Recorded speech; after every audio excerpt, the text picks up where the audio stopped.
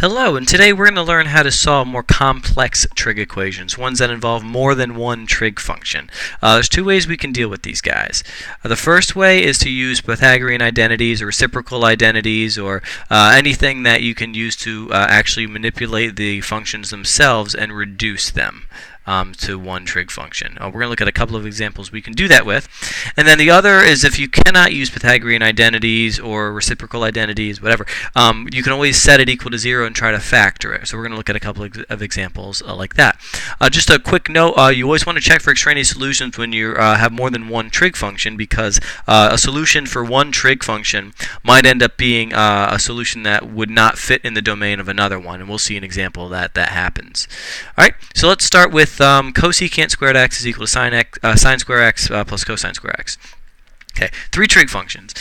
Difficult to work with if we can't reduce it, but it looks like we can use the Pythagorean identity that cosine squared of x plus sine squared of x is equal to 1, which means we can reduce the whole right side of the equation to just 1.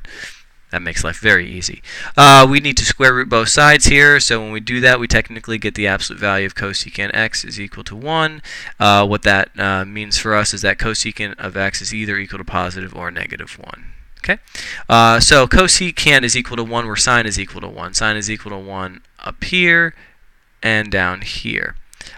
Positive 1 up here, negative 1 down here. They're equidistant from each other. You can get to from one to the other just simply by adding pi. So whatever we're taking the cosecant of, in this case it's x, is equal to pi over 2 plus pi n. Okay, so yeah, starting at pi over 2, we can continually add pi, and we'd end up at every single possible solution. Notice that this is not restricted in any of these three functions. Cosine and sine don't have domain restrictions. Cosecant does. It's where sine is equal to 0. Sine is not equal to 0 at these two locations. So we're all set. This is our solution. Moving on. Alright, here cosine square x times tangent square x is equal to 1. So it doesn't look like I can use any Pythagorean identities. But if I rewrite tangent as sine squared x over cosine squared x, then something kind of fun happens. Now I have cosine times sine squared over cosine squared, which means cosine would go into the numerator, and I'd have cosine divided by cosine, or cosine squared divided by cosine squared. That would reduce to 1. So the cosines actually completely reduce, and I'm left with just sine square of x is equal to 1. Okay, so I need to square root both sides. When I square root something with a variable in it, I get an absolute value. So the absolute value of sine of x is equal to 1, which means that sine of x is either equal to positive or negative 1. Again, where is sine positive or negative 1? Up here and down here at those locations. Again, they're equidistant from each other, so we can hit every single possible solution just by adding pi. So pi over 2 plus pi n. Now before we circle this, we need to make sure that it's not a domain restriction of any of the other trig functions. So cosine doesn't have a domain restriction, so you're all set. Tangent, on the other hand, has a domain restriction where cosine is 0. Cosine is 0 where sine is 1 and negative 1. So, looks like these 2 points right here are the points where tangent is undefined, which means that this cannot be the solution to the equation. And because that was the only solution we solved for algebraically, there is no real solution. So again, it's very important to check to see if your solutions are domain restrictions of anything that has existed in your equation at all. And certainly in this case it was. Alrighty, let's move on. Sine of x times tangent of x is equal to sine of x. Alright, so in this case it doesn't look like we can use Pythagorean identity. Even if we rewrite tangent as sine x over cosine x, nothing's going to reduce. So we're going to try the idea of setting one side equal to 0 and then factoring it. So let's subtract sine of x from both sides. We get sine of x times tangent of x minus sine of x is equal to 0. And then let's try factoring it. I can factor by pulling out the common factor of sine of x, because it's in both terms. So sine of x times, and what's left over? If I divide sine of x out of here, I just get tangent of x. If I divide sine of x out of here, I get 1. You can just think to yourself, if I were to redistribute this, I'd end up right back to where I started. Alrighty, so I get sine of x is equal to 0, because anytime you have something in factored form set equal to 0, you set each factor equal to 0. And then tangent of x minus 1 is equal to 0, or tangent of x is equal to 1. Okay. I'm going to give you a quick note after I'm done solving this. So sine of x is equal to 0. That happens in two locations, here and here. So if that's the case, and notice these are equidistant from each other. If I continually add pi to both of these, I'll end up at all of the solutions. So 0, 1 pi, 2 pi, 3 pi, 4 pi, 5 pi, 6 pi, or go in negative. 0, negative pi, negative 2 pi, negative 3 pi, negative 4 pi. Your answer is all of the multiples of pi. So whatever you're taking the sign of, it's x in this case, is equal to pi n, any multiple of pi. Okay. Does that work in tangent? It does, because tangent is defined at these locations. Cosine is not 0 here, so you're fine. All right, tangent of x is equal to 1. So where's tangent 1? Tangent is 1 in two locations. Here at pi over, go away. Here at pi over 4, and here at 5 pi over 4. So here would be negative 1, and here would be negative 1, but here's where it's positive 1. Notice these are equidistant from each other. If I continually add pi to both of these, I'd end up at covering every single possible angle that would get me at these two locations. So x, what we're taking the tangent of, in this case it's x, is equal to, we start off at pi over 4, and we can continually add pi to get every single solution. There's no domain restriction on sine, so we don't have to worry about even checking this with sine. So these are the two expressions that make up the solutions for what x can be. Okay? Quick thing.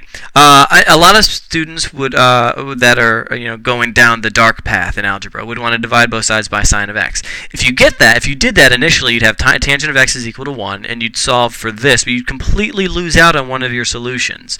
Rule of thumb: if you have a factor on both sides of the equation, you can't divide by that factor if there's a variable involved in it, because then you'd say that x squared equals x only has one solution. Divide both sides by x, you get x is equal to 1, which is not how you handle that. You would have to subtract x from both sides, factor out an x, and then set both of these equal to 0, where x is equal to 0 and x is also equal to 1. So be careful. Whenever you have a common factor on both sides of an equation that has a variable in it, don't divide by that thing. Otherwise, you are potentially losing solutions, and you don't want to lose solutions. Your whole point of solving is to find every single possible solution that works. Okay? Biggie. The very last problem is secant squared x minus secant x is equal to 2. Two trig functions. Even though they're both involving secant, we can't combine them, so I look at them as two separate trig functions. And a constant. All right, so to solve this, again, our strategy is going to be to set everything equal to 0 and try to factor. So secant square x minus secant x minus 2 is equal to 0. This is a trinomial, quadratic-y type equation here, right? Think of secant squared x as just something like, I don't know, theta squared. And secant x is just theta. We'd have theta squared minus theta minus 2 is equal to 0. It's a trinomial. The way that you factor a trinomial is you try to figure out what are the two binomials that would multiply to get you the trinomial. How can we get secant squared? There's only one way we can do that. That's secant times secant. And we need factors of negative 2, that because my a value is 1 here. Factors of negative 2 that I would add to negative 1, so that would be negative 2 and positive 1. So that is the factored form. Now that I have it factored set equal to 0, I can set each factor equal to 0. So secant x minus 2 equals 0, and secant x plus 1 equals 0, giving me secant x is equal to 2, and secant x is equal to negative 1. Alrighty. Where is secant equal to 2? It's equal to 2 where cosine is equal to 1/2. So that happens in two locations. Happens up here at, stop doing that. Happens up here at pi over 3. And it happens down here at 5 pi over 3. It looks like a 3. Alright.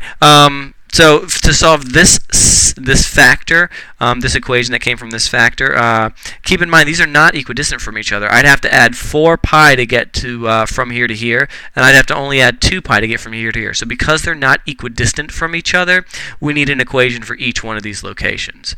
All right, so what we're taking the secant of, in this case it's x, is equal to pi over 3 plus, you can go as many times as you want in a circle, and it'd be fine.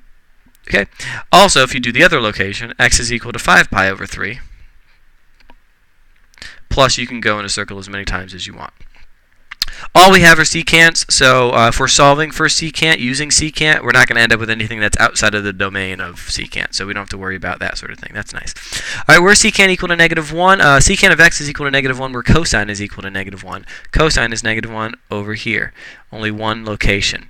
And then I can continually add 2 pi to that and get different angles that are coterminal. So whatever taking the secant of, it's x in this case, is equal to pi plus, I can go in a circle as many times as I want. Circle is 2 pi, so x plus pi plus 2 pi n. All right, so there are my 3 different solutions for x. So hopefully you're a little bit more confident and comfortable now with solving trig equations that have multiple trig functions, either using identities or using factoring, setting the whole side equal to 0 and then factoring it.